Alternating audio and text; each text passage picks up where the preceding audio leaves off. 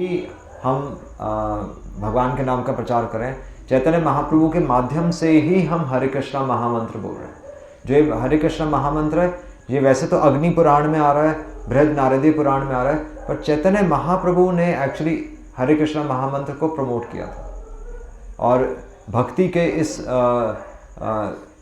जो भक्ति जिसको 500 वर्ष पहले निम्न माना जाता था, एक साधारण व्यक्ति के लिए माना जाता था कि जो वेदों का अध्ययन नहीं कर सकता वो भगवान के लिए भजन गाता है, ये उस समय माना जाता था। पर चैतन्य महाप्रभु ने भक्ति को शास्त्रों से जोड़कर इसको वैज्ञानिक तरीके से हमारे सामने प्रस्तुत किया और अपने जीवन से हमें बताया कि वास्तव में भक्ति क्या होती है। तो भक्त अवतार, हालांकि राधा कृष्ण स्वयं चैतन्य महाप्रभु राधा कृष्ण थे, बट एक भक्त के रूप में, बल्कि भक्ति का आस्वादन किस प्रकार करना है और भगवान का गुणगान अपने जीवन से किस प्रकार करना है, ये चैतन्य महाप्रभु ने सिखाया। और बंगाल में चैतन्य महाप्रभु नवद्वीप में मायापुर जगह है जहाँ पर चैतन्य महाप्रभु प्रकट हुए थे। इसको कौन चुप कराएगा? अभी इसके बोलने का समय नहीं है, कुछ आई थिंक पत्थर मारना पड़ेगा इस वजह से। बैकग्राउंड म्यूजिक सही नहीं आएगा।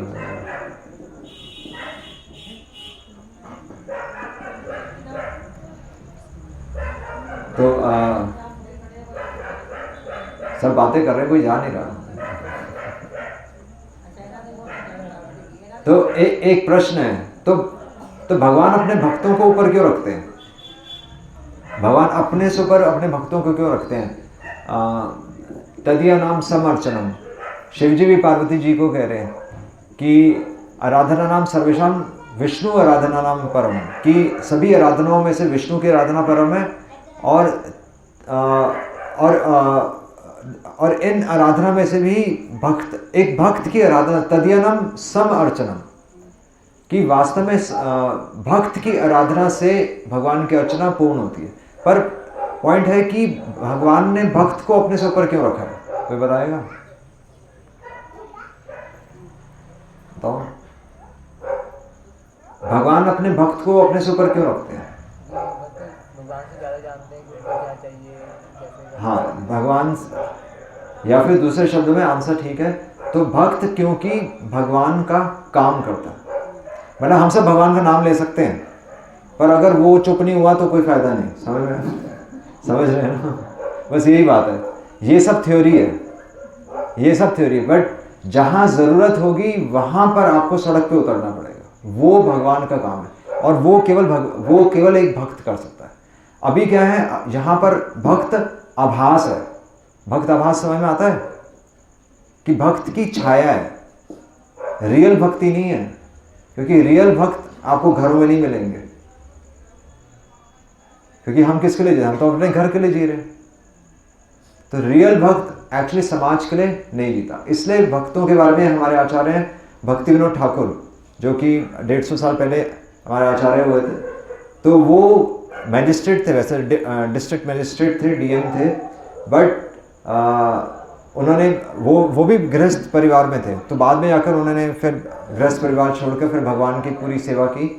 पर अपने गृहस्थ जीवन में भी उन्होंने 200 से ज़्यादा पुस्तकें भगवान के लिए लिखी और भगवान के नाम का प्रचार किया। तो उन्होंने कहा था कि दे रीजन इल हु से वैष्णवास डाई। कोई नहीं, आने जाने दीजिए इसको।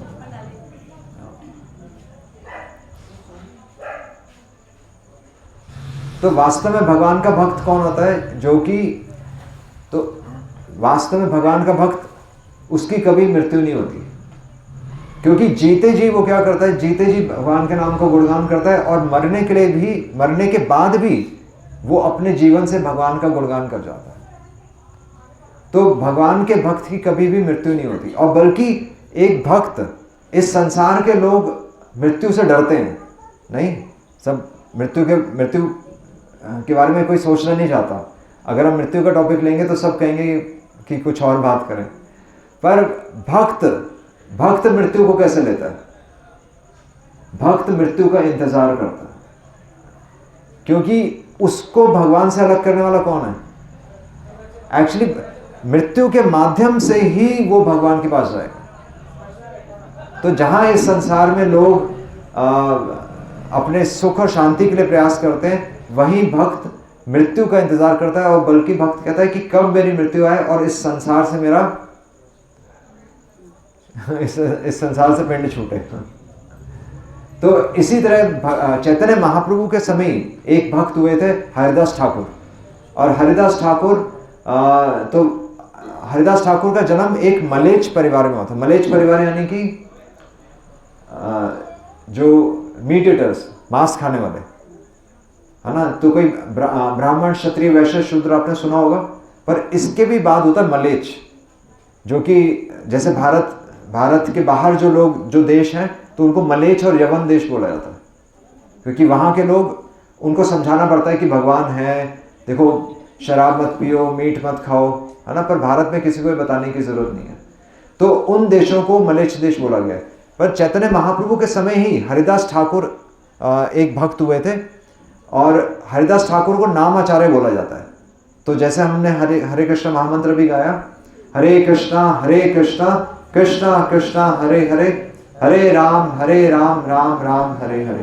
तो हरिदास ठाकुर मलेच्छ परिवार में जन्म लेने के बाद भी वो एक मुस्लिम परिवार में जन्म लेने के बाद भी वो हरे कृष्ण महामंत्र बोलते थे।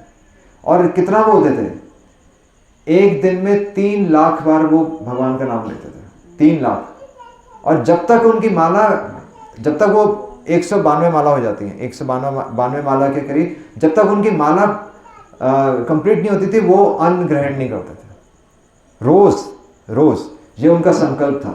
तो एक बार चैतन्य महाप्रभु ने पूछा, एक बार चैतन्य महाप्रभु को, जो कि स्वयं भगवान थे, तो चैतन्य महाप्रभु तो हरिदास ठाकुर को एक्चुअली तो चैतन्य महाप्रभु और हरिदास ठाकुर तो जगन्नाथपुरी में, चैतन्य महाप्रभु जब संन्यास लिया तो वो जगन्नाथपुरी में उन्होंने अपना घर, मतलब वहाँ पर उन्होंने विश्राम लिया था। तो वहीं पर हरिदास ठाकुर रहते थे। पर हरिदास ठाकुर क्योंकि मलेच्छ देश से थे, उनको जगन्नाथ मंदिर में प्रवेश वर्जित था। पर स्वयं चैतन्य महाप्रभु, जो कि भगवान ही थे, तो वो खुद जगन्नाथ भगवान का प्रसाद हरिदास ठाकुर के लिए लेकर आते थे। यह हरिदास ठाकुर की महिमा थी, और उनको नाम आचार्य बोला गया है। और यहाँ तक कि उस समय जो काजी थे, जो कि मुस्लिम सरकार थी उस समय, तो उन्होंने हरिदास ठाकुर को बंदी बनाया, और उनको फोर्स किया कि तुम कृष्ण का नाम ना लेकर तुम अल्लाह का नाम लो। पर हरिदास ठाकुर ने बोला कि मैं क्या करूं, मेरी ज़बान पे तो कृष्ण का नाम ही निकलता है। और इसलिए उनको 22 बाजारों में कोड़े मारने का आदेश भी दिया गया। पर फिर भी हरिदास ठाकुर भगवान का नाम लेना उन्होंने नहीं छोड़ा। फलस्वरूप जो चैतन्य महाप्रभु ने खुद बाद में हरिदास ठाकुर को बताया कि जो कोड़े तुम्हारे शरीर पे बरसाए गए थे, उसके निशान मेरे शरीर पर आए। तो ये भगवान होते हैं, क्योंकि भक्त भगवान का काम करता है। तो भगवान का काम क्या है? भगवान का काम क्या है कि भगवान के नाम का प्रचार हो। ये असली भगवान का काम है। और भगवान के नाम का प्रचार कौन करता है? भगवान का भक्त, है ना। आप सभी भगवान का नाम ले रहे हैं ना, तो आप अपने जीवन से भगवान का काम कर सकते हैं एक्चुअली। तो इसलिए हरिदास ठाकुर ने क्योंकि भगवान का काम किया, इसलिए चैतन्य महाप्रभु ने उनको क्या गिफ्ट दिया बताइए? या फिर एक भक्त भगवान से क्या मांगता है? क्या मांगता है? संसार के लोग तो लिस्ट लेकर आते हैं, पर भक्त भगवान से केवल और केवल भगवान का दर्शन मांगता है। और बल्कि चैतन्य महाप्रभु जब हरिदास ठाकुर एक समय बीमार हो गए, वहां पर जब जगन्नाथपुरी में रह रहे थे तो बीमार हो गए, तो चैतन्य महाप्रभु ने आकर पूछा कि क्या हुआ हरिदास ठाकुर, तुम सुस्त क्यों हो गए हो? तुम्हारी सेवा मतलब तुम प्रसाद नहीं ले रहे और तुम सुस्त हो गए हो। तो हरिदास ठाकुर जो कि भक्त के अवतार में थे, तो हरिदास ठाकुर ने बोला कि मुझे कौन सी बीमारी लगी है? चैतन्य महाप्रभु ने पूछा कि कौन कौन सी बीमारी तुम्हें लगी है जो तुम सुस्त हो गए हो? तो एक भक्त को कौन सी बीमारी लग सकती है बताइए? संसार के लोगों को तो डायबिटीज, ब्लड प्रेशर, स्ट्रेस, ये सब चीजें होती हैं। एक भक्त को कौन सी बीमारी हो सकती है बताइए? भक्त को क्या बीमारी हो सकती है? इधर से कोई भक्त को क्या बीमारी हो सकती है? हाँ, विरह। विरह तो चलो अभी समझ में नहीं आएगा। भक्त को है उसी तरफ, मतलब भक्त को एक बीमारी होती है कि उसकी साधना पूरी नहीं हुई। तो हरिदास ठाकुर का एक संकल्प था कि वो रोज 3 लाख नाम जप लेंगे, और जब हरिदास ठाकुर वृद्ध हो गए तो वो अपना नाम का संकल्प पूरा नहीं कर पा रहे थे। तो उन्होंने बोला कि मैं अपने नाम, जितना मैंने संकल्प लिया, मैं वो पूरा नहीं कर पा रहा, तो मैं कैसे प्रसाद ग्रहण करूं? तो ये भक्त की चेतना होती है। तो ये सुनकर भगवान बहुत खुश होते हैं कि भक्त किसके बारे में सोच रहा है। तो ऐसा नहीं कि भक्त अपने बारे में सोच रहा है। भक्त क्योंकि भगवान को दुखी नहीं करना चाहता, क्योंकि उसको प्रेम है। वो 3 लाख नाम जब आप प्रयास भी करेंगे तो नहीं ले सकते, हम प्रयास भी करेंगे तो हम नहीं ले सकते, क्योंकि ये केवल प्रेम के स्तर पर हो सकता है। और प्रेमावश वो कह रहे हैं कि मैं आपकी सेवा नहीं कर पा रहा, इसलिए मैं भोजन स्वीकार करूं। और उन्होंने हरिदास ठाकुर ने बोला कि मुझे पता चला है कि आपकी लीला समाप्त होने वाली है, और आपकी लीला समाप्त होने से पहले मेरी केवल एक ही इच्छा है, और वो इच्छा क्या है कि मैं अपने प्राण आपके समक्ष छोड़ूं। ये भक्त की इच्छा होती है ना। वो संसार की किसी चीज के बारे में नहीं बात कर रहा, वो अपने बारे में नहीं सोच रहा। वो कह रहा है कि भगवान को भक्त के दर्शन हो और भक्त को भगवान के दर्शन हो, बस ये। इसलिए हरिदास ठाकुर को एक्चुअली इनकी तुलना भीष्म पितामह से की जाती है। भीष्म पितामह भी तीरों के शैया पर लेटे थे, और भीष्म पितामह भी इंतजार कर रहे थे कि कब भगवान आए और मैं अपने प्राण छोड़ूं। तो एग्जैक्टली वही सिचुएशन थी।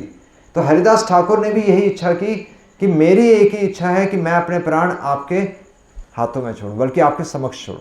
पर उनके मन में क्या चल रहा था, वो कह रहे थे कि अदृश्य अस्पर्शन, कि मैं तो देखने लायक भी नहीं हूं। वो अपना को भक्त नहीं मान रहे। वो कह रहे हैं कि मैं देखने लायक नहीं हूं, और बल्कि मैं छूने लायक भी नहीं हूं, क्योंकि मैं तो एक मलेच्छ परिवार से हूं। पर फिर भी आप मेरा आलिंगन कर रहे हैं, तो इससे बढ़कर मेरे लिए और क्या हो सकता है।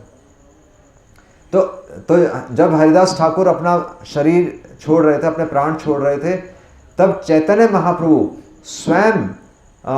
महाप्रभु ने स्वयं उनको क्या गिफ्ट दिया? स्पर्शन दर्शन। उन्होंने हरिदास ठाकुर को अपने गोदी में ले लिया। ये मतलब भगवान और भक्त के बीच का वो है कि जो भगवान के शुद्ध भक्त अपना शरीर छोड़ते हैं, तो भगवान क्या करते हैं? भगवान स्वयं उनको अपनी गोदी में ले लेते हैं। तो स्पर्शन। तो हमें जो दर्शन होते हैं, वो दर्शन क्या है? वो आभास है, वो दर्शन नहीं है। क्योंकि ये दर्शन करके हमें तो कोई सड़क पे जा रहा होगा तो ध्यान उधर भी चला जाएगा। पर भक्त को जब भगवान के दर्शन होते हैं तो वो किस तरह होता है? मछली की आंख, और कुछ नजर नहीं आता, है ना। जब हम कहते हैं कि हमें सपने में भगवान नजर आए, तो अगर वास्तव में आपको सपने में भगवान नजर आए तो फिर संसार क्यों नजर आ रहा है, या संसार में दुख क्यों हो रहा है? तो हरिदास ठाकुर को कोई दुख नहीं था। उन्होंने बोला कि आपने मेरे को सबसे बड़ा गिफ्ट दिया है स्पर्शन दर्शन। मेरे शरीर को छूकर, मेरा आलिंगन करके आपने मुझे स्वीकार लिया, और इससे वो संतुष्ट हो गए। स्पर्शन दर्शन, और बल्कि चैतन्य महाप्रभु उनका शरीर उठा के नाच रहे हैं। ये भक्त की महिमा होती है कि भगवान स्वयं भक्त का शरीर उठा के नाच रहे हैं। अंत समय में हमारा अंत कैसे आएगा? तो राजा कुलशेखर कह रहे हैं कि हमारा अंत कैसे आएगा? कि वात पित्त कफ की 3 चीजें से हमारा शरीर बना है ना, वात पित्त कफ, ये तीनों हमारे गले में आकर फंस जाएंगे और हमें सांस भी नहीं आएगी। पर भक्त जब अपना शरीर, अपना प्राण छोड़ता है, तो भगवान के हाथों में अपना शरीर छोड़ता है और भगवान उसको छूते हैं। स्पर्शन, दर्शन और नर्तन। और क्या भगवान करते हैं? अगर भक्त अगर शरीर छोड़ता है तो भगवान एक और चीज करते हैं, और वो क्या है? भगवान दर्शन देते हैं, भगवान उसको उठा के नृत्य कर रहे हैं, और एक और चीज होती है। क्या करते हैं? धाम जाने से पहले, धाम ले जाने से पहले भगवान एक काम और करेंगे, जो कि चैतन्य महाप्रभु ने किया। तो चैतन्य महाप्रभु ने एक्चुअली उत्सव मनाया। जब भक्त शरीर छोड़ते हैं तो भगवान उत्सव मनाते हैं, और भगवान ने स्वयं भिक्षा मांगी वहां पर, स्वयं भिक्षा मांगी एक सन्यासी होकर। सबसे पहले तो चैतन्य महाप्रभु सन्यासी वेश में थे, पर एक सन्यासी वेश में होकर भी वो एक भक्त की सारी इच्छाएं पूरी करते हैं। ऐसा नहीं कि भक्त की कोई एक इच्छा वो कह रहे हैं कि एक कोई वरदान मांगो, नहीं, वो भक्त की अपने भक्त की सारी इच्छाएं पूरी करते हैं। उसके अपने भक्त की कौन कौन सी इच्छाएं पूरी करते हैं? स्पर्शन, दर्शन, नर्तन और उल्लास, है ना। इसलिए बोला जाता है कि दोज सच पर्सन्स रीजन्स इल, ऐसे लोग गलत कहते हैं कि वैष्णव मरता है। वैष्णव कभी नहीं मरता, क्योंकि जीते जी वो भगवान का गुणगान कर गया, और मरने के बाद भी वो भगवान का गुणगान कर गया। तो ये हरिदास ठाकुर थे। और हरिदास ठाकुर, हरे कृष्ण, हरिदास ठाकुर को इसलिए नामाचार्य बोला जाता है। हरिदास ठाकुर ने भगवान का, तो भगवान का जो हरे कृष्ण महामंत्र हम बोल रहे हैं, तो घरे घरे जाई। चैतन्य महाप्रभु का ये ऑर्डर था कि अभी तो हम भगवान का नाम सुनकर आनंदित होते हैं, भगवान का कीर्तन सुनकर आनंदित होते हैं ना, पर भगवान का काम वो भगवत गीता है। और भगवान कह रहे हैं कि घरे घरे जाई। भगवान ऑर्डर क्या दे रहे हैं? हमें जीवन में करना क्या है? सिर्फ भगवान का नाम लेना है। सिर्फ हम भगवान का नाम नहीं ले सकते, क्योंकि वो सिर्फ मुक्त जीव के लिए, एक बद्ध जीव के लिए भगवान का नाम से इंपॉर्टेंट क्या है? बद्ध जीव समझ में आता है? बद्ध जीव है कि आप इधर उधर देख रहे हैं, भगवान के नाम में इंटरेस्ट नहीं है, ये बद्ध जीव है।